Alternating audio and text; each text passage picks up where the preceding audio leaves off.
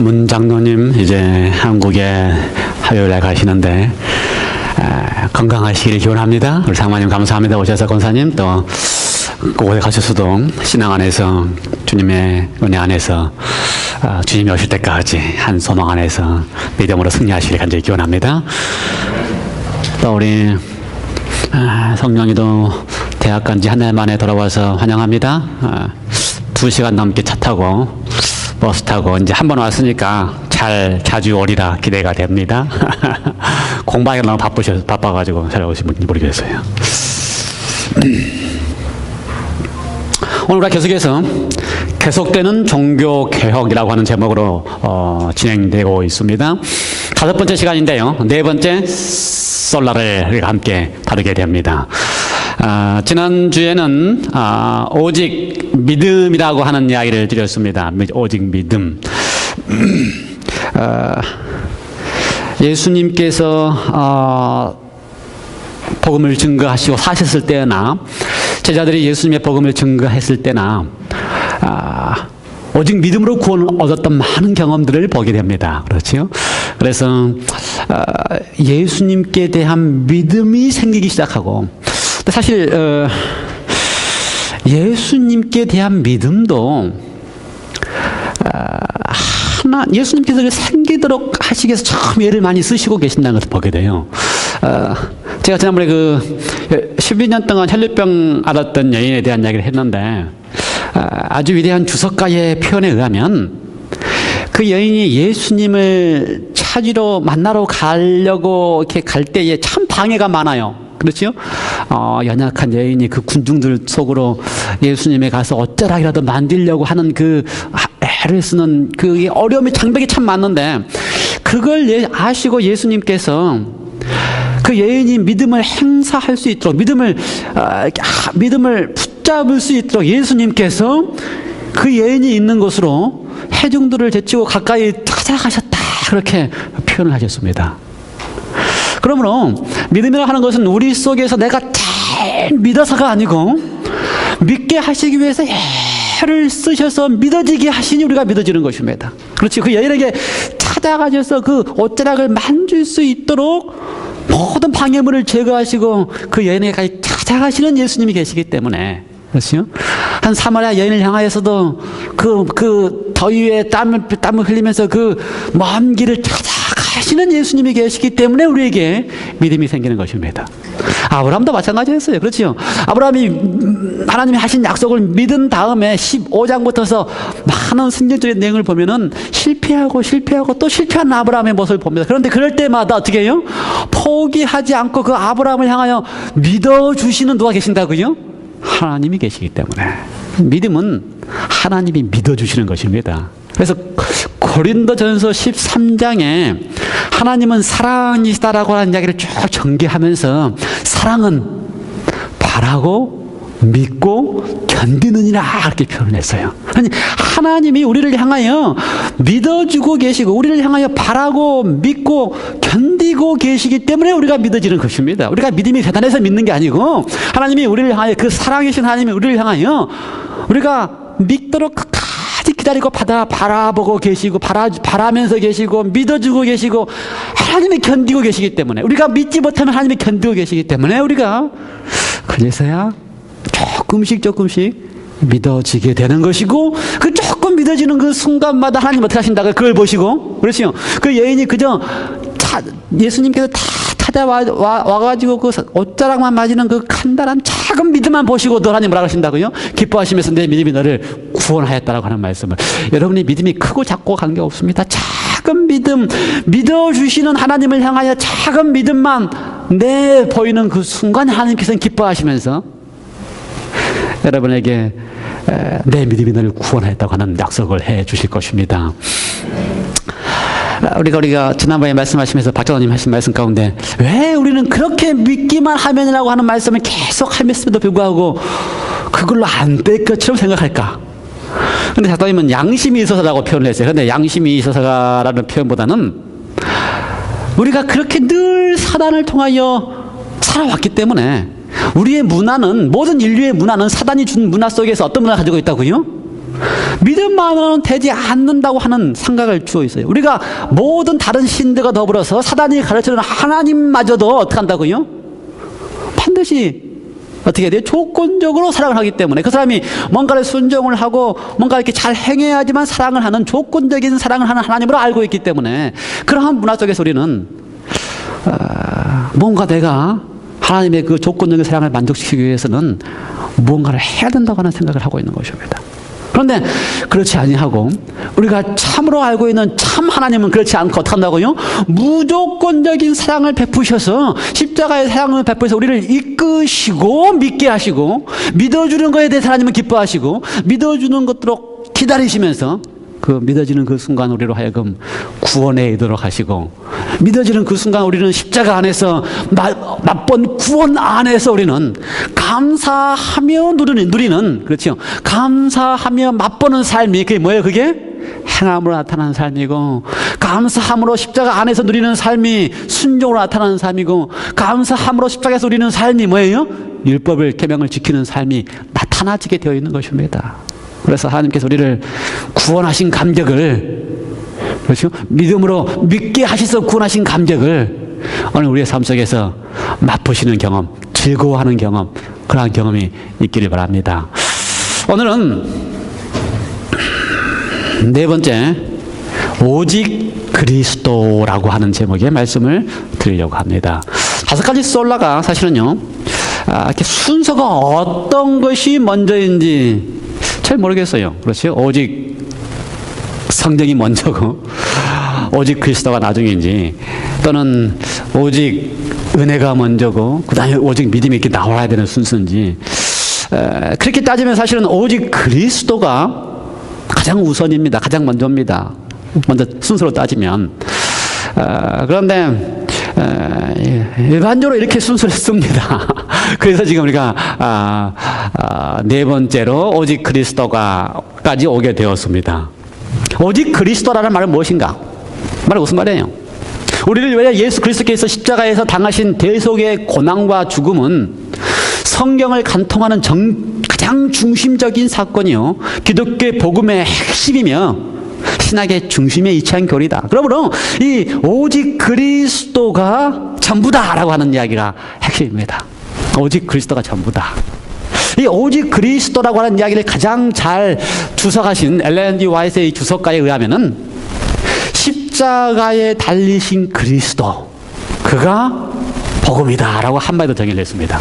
십자가에 달리신 그리스도, 복음이라고 하는 것은 뭐 굿뉴스가 아니고 그분, 십자가에 달리신 그분, 십자가에 달리신 그 하나님, 십자가에 달리신 인류를 위하여 대신 돌아가신 그 하나님이 무엇이다고요? 복음이다. 그리스도, 그가 복음이십니다. 그런데 거기에 오직이라고 하는 말을 표현했습니다. 오직. 다른 답이 없다고 하는 것입니다. 오직 그리스도만이 정답이라고 하는 것입니다. 예수님의 표현이 그래요. 예수님의 표현이 요한복음 14장 6절에 보면은 한번 같이 읽어볼까요? 시작.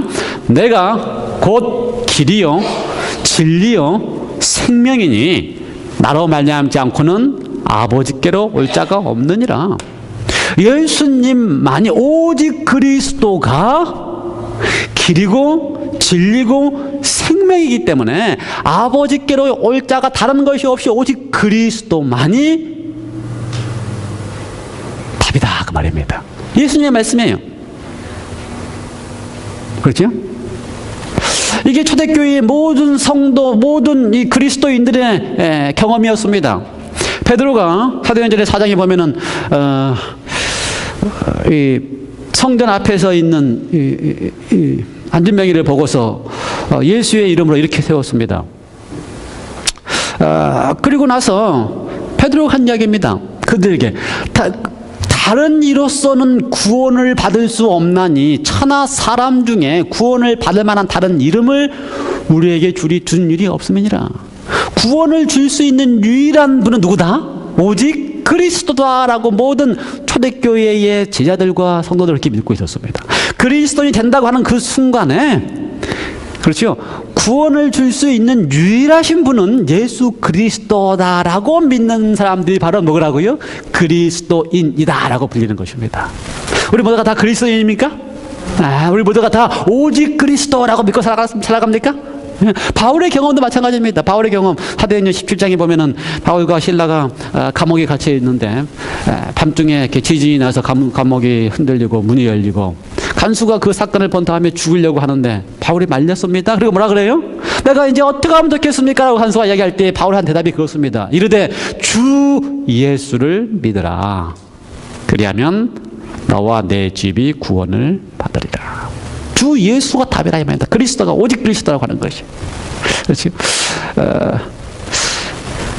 간수가 뭘 알겠어요? 아무것도 모르는데. 그런데 그냥 딱 주는 것입니다. 뭘 주는 거예요? 그게 답이기 때문에 정답인 예수 그리스도를 주는 것입니다. 그래서요, 예수님과 제자들은 오늘 우리의 문제에, 오늘 우리가 가지고 있는 모든 문제의 해답은 그리스도다라고 하는 분명한 답을 가지고 있었습니다. 구원이라고 하는 것이요. 구원이라고 하는 것이 이제 우리가 이 땅에서 이제 영원한 하늘에 가서 영원히 살겠다 하는 이런 구원의 차원뿐 아니라 예수님이나 제자들에게 있어서의 구원은 예수 그리스도를 오직 예수 그리스도라고 하는 것을 분명히 가지고 있는 순간 인생이 바꾸어지는 것을 구원으로 보았습니다. 삶이 바꾸어지는 것을 구원으로 보았습니다. 안진뱅이가 걸을 수 있는 것을 구원으로 보았습니다. 12해 동안 혈액병을 가지고 있는 여인이 낫는 것을 구원으로 보았습니다. 여러분, 구원은 오늘날 지금 이 순간에 우리의 삶 속에서 오직 그리스도로 말미암아 이루어지는 삶의 변화가 구원입니다. 그렇죠? 육신이 연약한 사람들이 질병이 낫는 것도 구원이고, 연약한 번성으로 인하여 죄 가운데 있던 사람이 그리스도 안에서 바뀌는 것도 구원이고, 나의 성격이 그리스도 안에서 바뀌는 것도 구원이고, 오늘 우리의 삶을 그리스도 안에서 바꾸시는 모든 일이 바로 무엇이라고요? 구원입니다. 그러므로 구원은 오늘 이 시간에 즉시 여러분의 삶 속에서 예수 그리스도로 말미암아 이루어진다는 사실을 믿으시기 바랍니다. 먼 훗날의 이야기가 아닙니다. 그렇죠? 구원을 기대하고 살아가는 그리스도인이 아닙니다. 그리스도인은 오늘 지금 즉시로, 그렇죠? 지난번에 믿음의 얘기할 때 예수님의 모든 답은 뭐였어요? 즉시로 곧 오늘 여러분께서 여러분의 삶 속에 어떠한 문제가 있다 할지라도, 어떠한 상황이 놓였다 할지라도 그 모든 문제와 상황의 답은 예수 그리스도께서 우리 속에서 우리의 인생을 바꾸시고 변하시고, 그렇죠? 즉시로 구원을 이루신다는 사실을 우리가 믿는 그 순간에 우리는 뭐가 되는 겁니까? 그리스도인이라고 하는 이야기를 할 수가 있는 것입니다. 오직 그리스도만이 답이다. 그런데 오랜 세월을 거치면서 그리스도만으로는 안 된다고 하는 생각을 하기 시작한 것입니다. 그래서 그리스도만으로는 안 될 것 같다. 캐톨릭이 가지고 있는 생각 가운데 이 기록은 이렇게 시간이 더 많이 길려서 이제 최근까지 온 캐톨릭의 디벨롭먼트입니다. 그러니까 점점 이렇게 그리스도만으로는 안 생각이 점점 이렇게 커지면서 나오는 결론인데요. 마리아는 육체와 영혼이 천국으로 들어 올려졌다. 천국에서 마리아는 거기 보면은 대변인, 조력자, 은혜를 베푸는 이, 그리고 중보자로서 교회를 위한 중재 역할을 한다. 누가 하시는 일이에요? 우리가 잘 아는 게 하면은 예수님이 하시는 일을 갖다가 다 누구한테 씌웠어요? 예수님으로, 그리스도만으로는 안 된다고 생각하기 때문에 예수님이 하시는 모든 일을 다 누가 한다고 생각하고 있는 겁니까? 마리아도 하고 있다고 생각하는 것입니다. 그녀는 실질적으로 그녀의 아들과 함께 동역하는 구원자가 된다. 예수님만이 구원자가 아니고 누구 또 있다고요? 거기에? 마리아까지도. 이렇게 생각을 전개해 나가고요.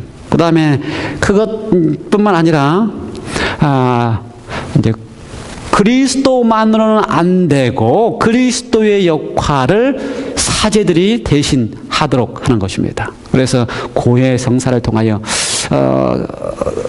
사제들이 죄를 통회하고 고백하는 신자들은 사제를 통하여 하나님께 제사함의 은총을 받고, 사제가 정해준 보속을 이행함으로써 죄를 보상하거나 속죄 사죄하게 된다. 캐톨릭의 신조입니다. 신학입니다. 이 보면은 사죄가 죄를 사죄할 수 있는, 죄를 사할 수 있는 권한을 줄 뿐 아니라 죄를 사하는 거로 끝나는 거 아니고 죄를 보속한다 그럽니다. 그래서 그 죄를 사한 다음에 그 죄를 해결하기 위하여 보속이라고 한다는 것은 그 죄에 해당하는 무슨 일을 해야 된다는 것입니다. 죄가 작으면 작은 선행을 하고, 죄가 크면 어떤 선행을 하고, 큰 선행을 해서 그 죄를 보속한다고 표현했어요. 우리는 잘 익숙하지 않는 표현인데, 그러므로 사고 방식이 항상 어떤 사고 방식을 하고 있어요? 그 죄에 대한 대가를 치러야 한다. 용서를 받아도 죄에 대한 대가를 치르는 것이 보속이다라고 하는 개념으로 항상 신앙을. 그러므로 죄에 대한 대가를 치른다고 하는 개념이 그리스도인 속에 죄에 대한 값을 받는다고 하는 것이 그리스도인 속에 이렇게 항상 머리 박혀 있습니다. 그러니까 캐톨릭뿐만 아니라 기독교 속에서 그리스도인들 속에도 무슨 생각이 가지고 있다고요? 죄에 대해서는 죄는 항상 어떤다? 그 대가를 받아야 된다고 하는, 받는다고 하는 개념이 이해되고 있습니다. 그 다음에 이제 더 시간이 지나면요, 오늘날의 시간에 이제 20세기, 21세기 들어오면, 첫 번째는 기독교가 형성되기 시간에는, 형성되는 포메이션 때는 오직 그리스도가 충분하게 됐는데, 디포메이션이 될 때는 그리스도만으로는 안 되고, 거기에 누가 들어가요? 마리아도 들어가고, 성자도 들어가고, 사제도 들어가서 그리스도의 역할을 다른 사람이 이렇게 성자들이 하거나 마리아가 하거나 이렇게 해줘야 되는데, 오늘날 21세기, 20세기에 들어와서는 그리스도가 없어도 된다고 하는 신학이 캐톨릭과 기독교 안에 만연되어 있습니다. 이거를 가리켜서 종교 나원주의라고 표현합니다. 종교 나원. 캐톨릭이 시작한 개념이에요. 그래서 캐톨릭은 모든 기독교와 다 화해를 이루기 위해서, 모든 종교를 다 수용할 수 있게 하기 위해서 그들이 생각했던 거예요. 그래서 수많은 개신교 신자들과 다른 모든 종교를 신봉하는 신자들까지도 캐톨릭은 다 수용할 수 있다. 그러므로 그리스도만이 아니고 다른 종교를 믿는 사람들도 캐톨릭의 마음으로 다 구원받을 수 있다. 이런 개념을 이제 시작하고 있는 것입니다. 그 개념이 기독교 내에서도, 종교 다원주의로서 기독교 내에서도 종교 통합을 주장하는 기독교인들은 그런 생각을 똑같이 가지고 있습니다. 그래서 기독교도 다양한 종교 가운데 하나이다. 따라서 기독교만이 유일한 종교가 아니라 모든 종교는 나름대로 길이 있고 나름대로의 구원의 길이 있다고 보는 것이다. 그래서 종교는 다 같은 것이다. 어떤 종교를 하든지 그 목적지가 같기 때문에 그 종교에서 뭐가 있다? 구원이 있다. 그러므로 오직 그리스도만이 아니고 어떻게 해요? 어떤 종교를 하든지 그 종교 안에서 뭐가 있다? 길은 다 다르지만 그 목적지인 구원, 그 구원이 천국이든 그것이 극락이든 그 목적지가 같기 때문에 그 종교 안에서 뭐가 있다? 구원이 있다라고 하는 종교다원주의로 많은 종교가 다 이렇게 하나 될 수 있도록. 그러니 불교의 무슨 스님? 지난번에 우리 시애틀에 오셔서 강의할 때 법륜스님이 뭐라고 이야기를 해요? 기독교의 십자가를 가지고 이야기를 해도 다 수용할 수 있다고 하는 이 개념이 어디서 나온 거라고요? 종교다원주의. 그렇죠. 스님이 기독교의 이야기를 해도 아무 문제가 안 생기고, 기독교인이 스님의 이야기를 해도 아무 문제가 안 생기는 종교다원주의, 어떤 종교를 믿어도 다 어떻게 한다? 구원에 간다라고 하는 개념을 가지고 있는 시대가 바로 이러한 시대입니다. 그러므로 오직 그리스도라고 하는 이야기를 하기가 참 어려워져요. 예? 어떤 종교를 하고 있어도 그 종교 안에 구원이 있다고 가르치고 있기 때문에. 이러한 시대에 우리가 다시 예수님께서 가르친 대로 나는 길이요 진리요 생명인 예수님만을 통해서 구원이 있다라고 하는 가르침을 할 수 있도록 하기 위해서는, 왜 그런지에 대하여, 왜 오직 그리스도인지에 대해서는 우리가 분명하게 답을 가지고 있어야지만 종교다원주의, 그리고 예수님을 아는 그리스도만으로는 안 된다고 믿고 생각하는 사람들에게 명확한 답을 줄 수가 있습니다. 그래서 중요할 것 같아요. 오늘 우리가 살고 있는 시대가. 이러한 상황 속에서 종교개혁자들은, 그렇죠, 그 당시에 그리스도만이 아니요, 마리아도 있고 또 성자들도 있고 또 사제들도 죄를 속죄할 수 있다고 하는 믿는 이러한 때에 루터나 켈빈은 그렇지 않다. 오직 그리스도의 십자가만이 우리에게 유일한 희망이다라고 하는 이야기를 하는 것입니다. 십자가가 모든 것이다. 십자가야 모든 것이다. 십자가만이 하나님의 말씀의 강요요 가장 순수한 신학이다라고 하는 개념을 가지고서 십자가만을 강조했습니다. 켈빈은 그리스도의 십자가를 이야기할 때에 가장 핵심적인 사상이 형벌대속이라고 하는 개념입니다. 이 켈빈의 형벌대속이 지금까지 기독교 내에 있는 죄송합니다. 대부분의 신학을 하는, 그렇지 않는 신학자들도 있지만 대부분의 신학을 하는 사람들이 그리스도의 십자가가 뭘 의미하는가, 오직 그리스도라고 하는 의미가 무엇인가라고 이야기할 때는 형벌대속이라고 하는 표현을 가지고 있습니다. 그 근본 개념은 이렇습니다. 기초는 하나님이라고 하는 분에 대한 생각이, 하나님은 의롭고 하나님은 공의롭고 하나님은 거룩하고 하나님에게는 진노와 심판 같은 모든 개념이 하나님이 다 가지고 있다고 하는 것입니다. 하나님이 공의로울 뿐만 하나님은 어떠하시다? 그 공의로운 분은 진노하고 심판한다고 하는 개념이 하나님께 대한 개념입니다. 대부분이 그렇게 생각하고 있지요. 예, 그렇게 생각하고 있습니다. 그런 개념 때문에 하나님이 공의롭기 때문에 인간의 죄에 대하여 분노하시고 심판하실 수밖에 없다. 그러므로 하나님이 분노하시는 심판이 형벌입니다. 하나님께서 공의로우신 분이 형벌의 심판을 하실 수밖에 없기 때문에 그 형벌을 예수님께서 자신의 십자가로 죽음을 통하여 죄인을 대신해서 하나님의 진노의 형벌을 혼자 담당하셨다. 아주 많은 분들이 고개를 끄덕이고 동의를 하시는 표현입니다. 이렇게 생각하지 않는 신학자들도 있습니다. 저를 비롯해서. 저만 이렇게 이야기하면 안 되기 때문에 저를 비롯해서 그렇게 생각하지 않는 신학자들도 있습니다. 가장 큰 이유는요, 하나님에 대한 개념의 차이입니다. 하나님에 대한 개념. 그렇죠? 저를 비롯해서 우리 성도들이 믿는 하나님에 대한 개념의 차이가 나야지만 형벌이라고 하는, 형벌대속이라고 하는 의미의 차이를 이해할 수 있습니다. 하나님께서, 우리가 믿는 하나님이 진노하고 분노해서 그 죄에 대한 대가로 사람에게 형벌을 내리시는 분이시다라고 믿고 있으면 형벌대속이 맞는 말이에요. 근데 우리가 믿는 하나님이 그러실 분이 아니다라고 하는 하나님을 믿고 있으면 형벌대속이 조금 마음에 좀 어떻게 부담스러워요. 형벌대속이라는 표현이. 그렇죠? 그래서 우리가 지난번에 믿음에 대한 이야기할 때 어떤 하나님을 믿고 있냐라고 이야기했습니다. 조건적인 사랑을 하는 하나님을 믿고 있느냐, 아니면 무조건적인 사랑을 하는 하나님을 믿고 있느냐. 무조건적인 사랑을 할 때는요, 그 사람이 잘못하였을 때는 어떻게 합니까? 그 사람이 죄를 지었을 때 어떻게 합니까? 무조건적인 사랑을 하면요, 그 죄를 지은 사람에게 어떻게 해요? 은혜를 더 베푸는 사랑을 해야지만 무조건적인 사랑을 하는 것입니다. 조건적인 사랑을 하는 하나님은 어떻게 사랑을 해요? 그 죄인이 잘못을 하면 그 죄인에게 형벌을 해서 그 죄인에게 벌을 준 다음에 그 벌을 통해서 어떻게 해요? 돌아오게 하시는 일을 하는 조건적인, 그 죄에 대한 형벌을 하는 조건적인 사랑을 하는 것이 조건적인 사랑입니다. 그래서요, 어떠한 하나님을 믿느냐에 따라서 형벌대속이라고 하는 기독교의 커다란 핵심에 대한 이야기를 할 때에 조금 더 하나님의 본성에 맞는 표현으로 이해할 수가 있습니다. 저는 그래서 오늘요, 오직 그리스도인가라는 이야기를 할 때에 형벌대속이라고 하는 표현을 제가 믿고 있는 하나님의 품성에 맞는 표현으로 성경을 통해서 이해를 다시 하려고 하는 것입니다. 근데 성경에는 그게 형벌을 통한 대속이다라고 하는 표현이 없습니다, 사실은요.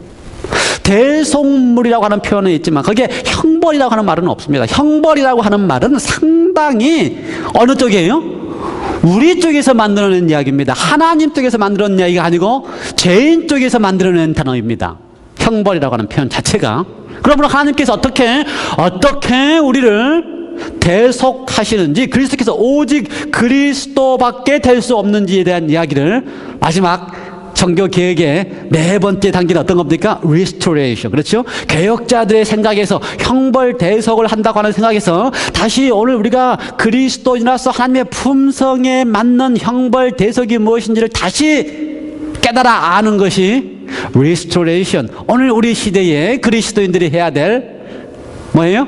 찾아가야 될 하나님에 대한, 하나님의 대속에 대한 올바른 견해입니다. 그래서 한번 우리가 그것에 대한 고민을 하면서 성경을 통해서 좀 이해를 해 보려고 합니다. 성경에는 보면은요, 인자가 온 곳은, 예수님의 표현입니다. 인자가 온 곳은 섬김을 받으려 함이 아니요. 하나님답지요. 그렇죠. 무조건적 사랑을 하는 하나님답지요. 섬김을 받으려 함이 아니요. 어떻게 하기 위해서 왔다고요? 섬기기 위해서, 은혜를 베풀기 위해서 오셨다고 하는 하나님답지요. 그런 분이시라고 하는 이야기를 분명히 하시면서 자기 목숨을 많은 사람의 뭐로 주셨다?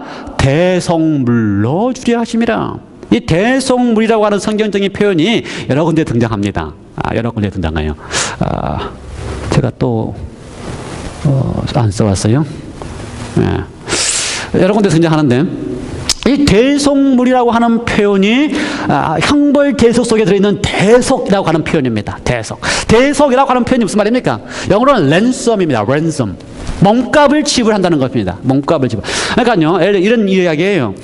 유괴범이 아이를 잡아가면 뭘 요구합니까? 몸값을, 랜섬을 요구하죠. 그래서 그 몸값을 지불하고 다시 찾아오는 이야기입니다. 그래서 예수님께서 죄인이 받는 값을 예수님께서 대신 지불하셨다라고 하는 것이 뭐예요? 대속물이 되셨다, 랜섬 하셨다, 그 말입니다. 죄인이 받는 값을 어떻게 하셨다고? 예수님이 대신 받으셨다. 그것이 대속물입니다. 분명하죠? 근데 그 죄인이 받는 값이 라고 하는 것이 중요합니다. 그렇죠? 죄인이 받는 값을 예수님이 대신 갚으셨다라고 하는 대속은 중요한데, 죄인이 받는 값이 무엇이냐? 이거를 하나님이 죄인에게 주는 형벌이라고 볼 것이냐, 아니면 죄인이 자초해서 온 값이다라고 볼 것이냐, 이 차이가 있는 것입니다. 많은 그리스도인은 죄인이 받는 그 죄값을 누가 주는 거라고 생각해요? 하나님이 이제 그 죄인이 죄를 졌기 때문에 그 형벌로 어떻게 한다? 죽이거나 사망을 하게 하나 벌을 준다고 생각하고요. 하나님의 품성이 무조건적인 사랑이라고 하는 것을 알고 있는 것은 그 죄인이 자초한 결과에 의한 값을 죄인이 받는데, 그 죄인이 자초한 값에 대한 그 죄인의 자초한 값이 너무나 안타깝고 가슴 아픈 하나님이 그 값을 어떻게 하셨다? 대신 갚으셨다. 그래서 대속에는 차이가 전혀 없어요. 그렇죠. 대속물에 대한 차이가 전혀 없어요. 그러나 하나님이 어떻게 그 죄인을 대하시냐에 대한 차이가 있는 것입니다. 이 차이의 핵심은, 하나님이 죄인을 대하신다라고 하는 핵심은 창세기 3장에서부터 달라지기 시작해요. 창세기 3장. 제가 늘 하는 이야기가 이제 기억이 나십니까? 창세기 3장은 어떤 사건이에요? 아담과 하와가 하나님께 대해 불순종하고 하나님께 대하여 어떻게 하죠? 하나님을 오해하고 선악을 알게 한 열매를 따먹고서 나오는 반응입니다. 그래서 하나님이 오실 때가 돼서 하나님이 오신다는 소리를 들을 때에 아담과 하와의 반응은 뭐였어요? 죄인의 반응은 뭐였어요? 두렵고 무서워서 숨는 것입니다. 숨어요. 근데 죄인을 찾아오는 하나님의 반응은 어땠습니까? 죄인을 찾아온 하나님의 반응에 바뀐 것이 있어요? 바뀐 것이 있다라고 믿으면 뭐예요? 그거는 형벌입니다. 죄인을 찾아와서 그 죄인을 향하여 하나님이 무서운 소리로 내가 왜 그랬나라고 그에게 벌을 주시기 시작하는 하나님으로 믿으면 그건 형벌입니다. 그런데 3장에 하나님이 찾아오실 때에 그 하나님이 죄인을 찾아오는 그 순간에, 죄인은 하나님께 대해 두려워하지만 찾아오시는 하나님은 변화가 없다라고 하는 하나님, 어떤 하나님이에요? 참 하나님입니다. 그러면 형벌이 없어요. 그때는 뭐만 있어요? 그 죄인의 문제를 해결하려고 찾아오시는 하나님의 대성만 있지, 그 속에는 형벌이 없습니다. 그러므로 하나님을 어떤 하나님으로 알고 있냐는 창세기 3장에서 갈라지는 것입니다. 하나님을 죄인의 관점에서 보는 하나님을 알고 있으면 어떻게 보고 있어요? 두려운 하나님으로 알고 있어요. 그러나 하나님이 변화없는 하나님의 관점에서 보고 있으면 하나님은 죄인을 향하여 어떻게 하는 거예요? 그를 구원하기 위하여 대신 죽기 위해서 오시는 하나님이시지, 벌하기 위하여 형벌하기 위해 오시는 하나님이 아니라는 사실을 우리가 알 수가 있는 것입니다. 이해가 되십니까? 성경의 사상은 그렇습니다. 우리가 이사야를 공부할 때에 하나님이 죄인을 보는 방법이 어떻게 보신다고 했어요? 죄인을 어떻게 봐요? 우리 박사님, 우리 김유라님 말씀 때 죄인을 하나님이 뭐로 보신다고요? 자식으로 봐요, 자식. 죄인이어도 그는 하나님의 뭐라고요? 자식이에요. 자식 중에서 어떤 자식이요? 머리끝부터 발끝까지 상처투성이인 자식. 그게 하나님이 죄인을 보는 관점입니다. 하나님이 죄인을 볼 때에 그 죄인을 향하여 형벌하거나 벌 주시거나 그 죄값을 치러야 될 대상으로 보지 아니하시고 어떤 대상으로 보신다고요? 머리부터 발끝까지 죄의 고통 속에 상처 속에 있는 자식으로 보신다 이거예요. 그러니 대신 대속물로 죽겠다고 하시는 것이지, 하나님이 주는 형벌을 예수님이 대신 받았다 이런 개념이 아니라 이 말입니다. 이해가 되세요? 그렇습니다. 부모도 우리 이 예진이가 요즘 공부한다고 스트레스가 하도 많아가지고요, 아토피가 심해져가요. 그러니 우리 와이프가 공부 좀 그만하라. 이게 부모입니다. 그렇죠? 안타까울수록 부모는 더 어떻게 해요? 그 자식에게 더 사랑을 베풀 수밖에 없는 게 부모입니다. 하나님도요, 죄인이 범죄한 순간에 그 죄인을 향하여 더 큰 사랑을 베푸실 수밖에 없는 분이 하나님이십니다. 그러므로 대속하시는 거예요. 그렇죠? 형벌을 주기 위한 대속이 아니라 어떤 대속이고요? 그를 더 많이 사랑할 수밖에 없는 하나님의 본성 때문에 대신 죽겠다고 하는 대속을 하신다 이 말입니다. 여러분, 이 대신 죽겠다고 하는 개념이 아주 큰 개념입니다. 여러분, 우리는 죄의 싹슨 사망이다라고 이야기할 때에 거기에는 한 번도 하나님의 말씀 속에 너가 죄를 지었기 때문에 내가 너를 죽이겠다는 말은 없어요. 잘못 읽으면 안 됩니다. 처음부터 없었어요. 죄의 삭은 사망이다라는 말 때도 하나님의 죄의 삭으로 사망을 주신다 말이 전혀 없습니다. 거기는 뭐예요? 죄인이 죄를 짓는 순간에 생명이신 하나님에게 떨어져 나가면 그 순간이 뭐예요? 그게 죽는 것입니다. 왜요? 생명은 하나님께서 오는 것인데 죄라고 하는 것은 하나님을 떠나오는 것이고 하나님을 떨어져 나가면 그건 뭐라고요? 죽음입니다. 그런데 이 죽음이 무슨 죽음인가? 죄인이 죽는 죽음에는 한 가지밖에 없습니다. 우리가 지금 이 살면서 죽는 죽음은 성경에는 죽이라고 안 합니다. 사망이라고 안 합니다. 뭐라고 표현해요? 그건 다 잠이라고 표현하는 것입니다. 여러분이 죽는 죽음은 사망이 아니고 뭐라고요? 잠이에요. 나사로를 향해서도 뭐라고 그랬어요? 죽었다고 생각하는 사람들이 다 죽었다고 생각하지만 예수님이 뭐라고 그랬다고 나사로를 향하여? 그가 잠들었다. 잠이에요. 잠. 그렇죠? 노아 홍수 때 죽었던 모든 사람들은 다 뭐예요? 잠든 거예요. 죽은 게 아니고. 심지어 소돔과 고모라에서 자신의 선택으로 불 가운데 머물었던 소돔과 고모라의 사람들도 다 어떻게 한 거예요? 네, 잠이에요. 잠들었어요. 성경이 말하는 죄의 삭은 사망이라고 할 때의 사망은 잠드는 사망을 말하는 게 아닙니다. 어떤 사망을 말하는 거예요? 그는 그 죄인이 마침내 다시 부활해서 하나님께 대한 완전한 거절로 자신의 생명이 완전히 소멸되는 사망을 이야기하는 것입니다. 예수님의 죽음은 죄인들이 잠드는 죽음을 예수님께서 대속하신 게 아닙니다. 예수님의 십자가의 대속물의 제 값은 완전히 죄인이 소멸되는, 왜 소멸돼요? 하나님과 분리되면 소멸입니다. 그렇죠? 하나님과 분리되면 소멸은 할 수밖에 없는 죄인이, 예수님께서는 그 죄인이 하나님과 분리돼서 소멸될 수밖에 없는 잠이 아닌 사망을 십자가에서 경험하고 계시는 것입니다. 그래서 예수님 십자가에서 뭐라 그래요? 하나님 앞에 어찌하여 나를 버리시나이까? 완전히 분리해요. 하나님과 완전히 분리는 그건 뭡니까? 소멸입니다. 소멸. 예수님께서 십자가로 가기 전까지는 3일 후에 부활하신다고 하는 믿음이 있어요? 어떤 믿음이 있어요? 왜 믿음이 있어요? 예, 구약의 약속을 믿기 때문에 예수님께서 3일에 부활한다는 약속이 있어요. 그러나 십자가에서 예수님께서 부활에 대한 소망이 있어요? 저는 없다고 생각해요. 저는 그래서 예수님이 온전히 인간이 됐다고 믿어요.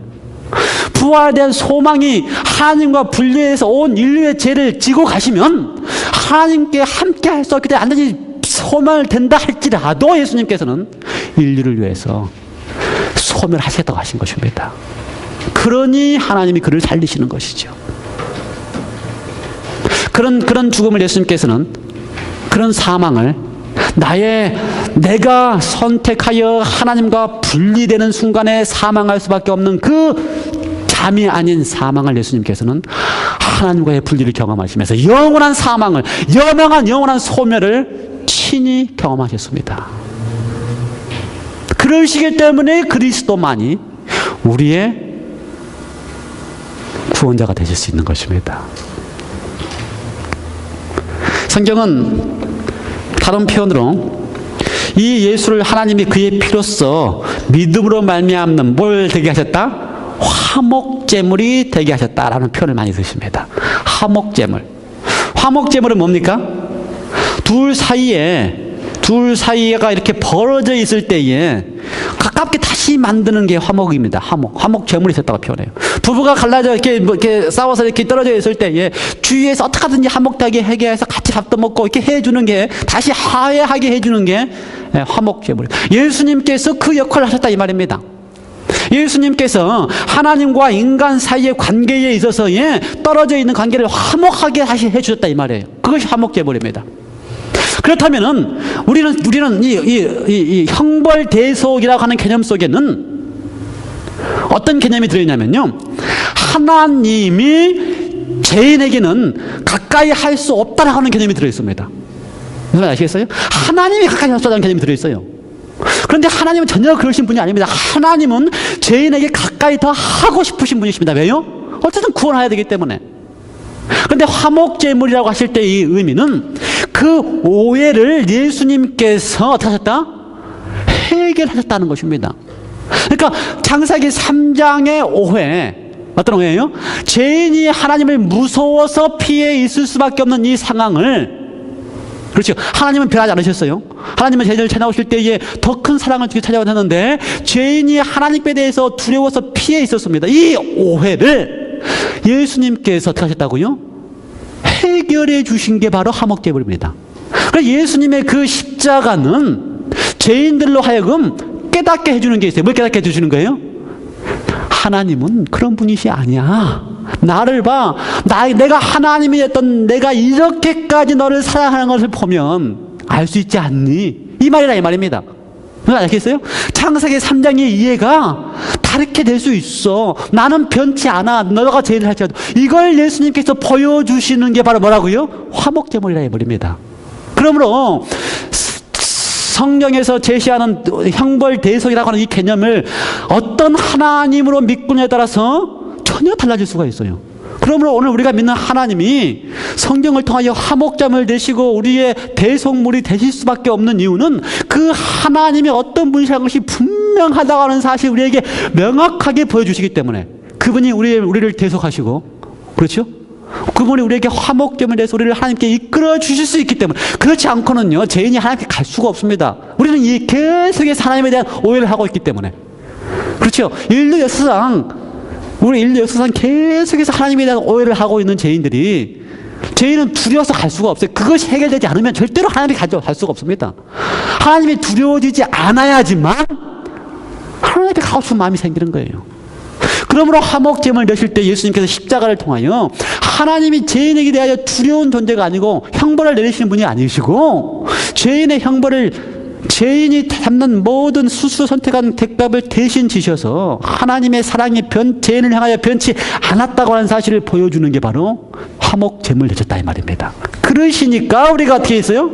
드디어 하나님께 가고 싶은 마음이 생기고 그리스도가 그렇게 하셨기 때문에 우리가 뭐가 된 거예요? 그리스도만이 우리를 구원할 수가 있다고 하는 것입니다. 이해가 되세요? 왜 그리스도인가? 세 번째, 성경은요 오직 그리스도인 이유를 이렇게 표현합니다. 나를 사랑하사 나를 위하여 자기 자신을 버리신 하나님의 아들. 그렇죠? 우리를 위하여 자기를 버리신 하나님께 향기로운 제물로 우리를 대신하여 자기를 주심은, 성경은 이런 이야기를요 아주 많이 합니다. 누가 누구를 위해서 누구를 주셨다고요? 하나님이 죄인인 우리를 위하여 자기 자신을 주셨다는 것입니다. 물론 제물로 주시고, 자기 자신을 대성물로 주시고, 자기 자신을 몸값으로 주시고, 자기 자신을 죽음으로, 영원한 분리를 맞는 죽음으로 주셨다고 하는 것입니다. 이렇게 사랑하기 때문에 그리스도만이 답입니다. 오직 그리스도인 이유는, 세상에 많은 종교들이 있습니다. 세상에 많은 종교들이 있지만 어떠한 종교에서도 하나님이 그 믿는 바 신자를 위해서 자기 몸을 버리신 신이 없습니다. 근데 오직 그리스도만이 하나님이 창조한 피조물을 위하여 자기 생명을 주시는 하나님이기 때문에 그리스도만이 길이요 진리요 생명 되시는 구원의 유일한 답이 되는 것입니다. 이렇게 사랑해야지만 하나님이 이렇게 사랑해야지만 우리가 조금 하나님이 좋아서 하나님이 갈 수 있기 때문에, 그렇죠? 하나님이 이렇게 사랑하셔야지만, 자기의 생명을 주어서까지 사랑하셔야지만 우리가 하나님 앞에 감사해서 할 때 갈 수 있기 때문에 그리스도만이 아버지께 인도하는, 내가 곧 길이요 진리요 생명이라고 하는 말씀을 예수님께서 스스로 아버지께 인도하는 유일한 길이라고 하는 사실을 예수님께서 말씀할 수가 있는 것입니다. 여러분, 우리가 예수 그리스도를 믿으실 때에 예수 그리스도가 하나님의 참 모습을 친히 보여준다는 사실을 분명하게 아시고, 예수님을 통하여 너무 좋아서, 그렇죠? 그분이 너무 좋아서 더 가까이 가고 싶은 마음이 우리 속에 일어나는, 그것이 바로 뭐예요? 하나님이 주시는, 은혜로 주시는 믿음의 선물입니다. 그렇죠? 예수님이 너무 좋아서, 그렇죠? 그렇게까지 사랑하는 것이 너무 감동이 돼서 내 속에서 우러나는 게 뭐라고요? 하나님이 주시는 믿음의 선물이라 이 말입니다. 그래서 너무 좋아서 예수님께 이렇게 우러나와서 예수님께서 가까이 가게 되면 그 안에서 누리는 그리스도인의 삶이 뭐라고요? 그것이 바로 행위요, 열매 맺는 거요, 율법에 순종하는 거요, 나도 모르게 즐거워서 하게 되는 모든 그리스도인의 삶이 거기 나타나는 것입니다. 아무쪼록 우리 모두가 그러한 그리스도인의 경험을 하기를 간절히 바라면서 말씀을 마치겠습니다. 아멘.